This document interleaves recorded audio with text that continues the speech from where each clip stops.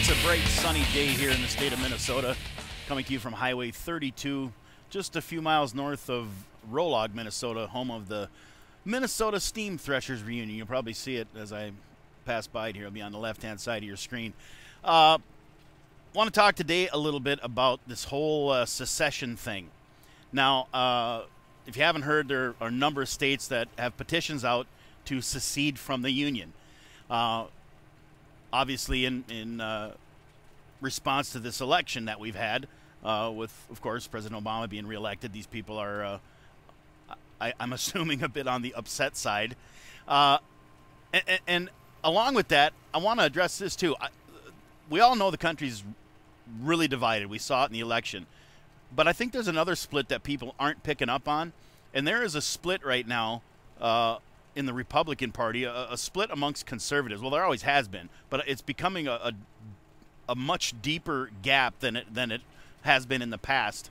And I recognize it because I'm a part of it. Some of the people on my side, I'm completely moving away from them. They're going in another direction.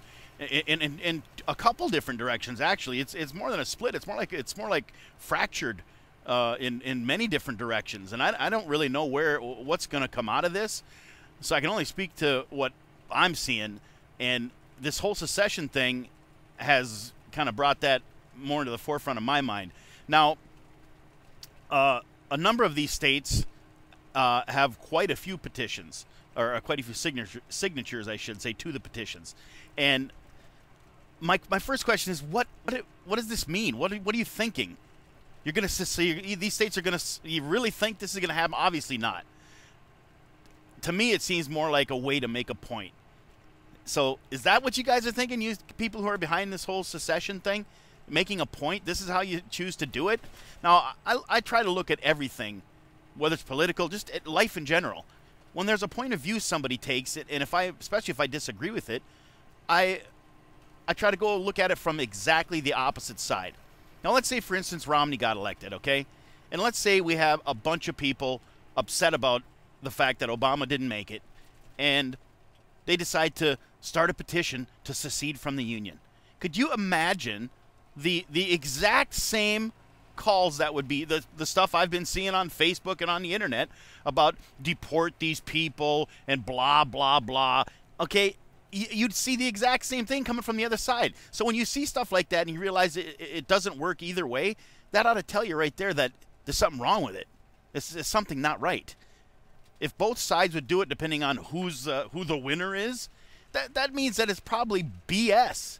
And that's what I'm calling BS on this let's secede thing. I mean, really, that's your response. I got news for you. The election's over. Romney lost. And that's the bottom line. Let's all grow up and figure out how we're going to make it through these next 4 years. That's not that hard. It's happened before. It's not the end of the world. All right, some of you think it is the end of the world. Some of you think that, and I may include myself in this category, that, hey, this country is absolutely going to financially collapse. You know what? It might. It might. Even those of you who think this is the greatest thing ever and voted for Obama. There's a sliver of a chance, no matter who the president is, no matter who's running the show, there's always a sliver of a chance that this country could collapse. It's been that way since it was first formed. There's always been that chance. Some of us happen to think it's a greater chance now. Whatever. The fact is, it could happen. That hasn't changed for me at all. I'm going to live my life. I'm going to prepare the best way I know how, and I'm going to continue to take care of my backyard the best way I can. That's all you can do right now. That's the best any of us can do, I think. This whole cessation, I don't even like the word. This whole seceding thing, what are they going to call these people? That's another thing. You got the truthers who are the conspiracy theorists behind that the 9/11 was all a big government plan. They call them truthers, and you've got the Tea Party people. They call them tea baggers, and you got the environmentalists. They call them tree huggers. What are we going to call the seceding people that want to secede? Seceders? That's not a very catchy name, is it?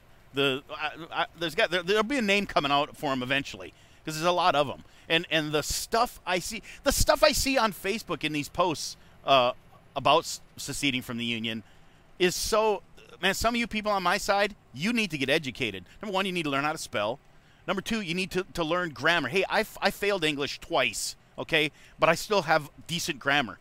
I still learned a thing or two. God, you people amaze me. So, I don't know. You tell me what you think. NorthXshow@gmail.com. Where are we at with this deal? What do you think? Maybe you're one of the people who think it's a good idea. You know, how does it work in the end? California is on this list of states that have a petition. New York. You really think New York, a state that absolutely Obama won hands down, you think there's ever going to be enough votes there to get you to secede? It's not even real. It's let's make a point and let's be weird and big babies about it. Come on, grow up, people.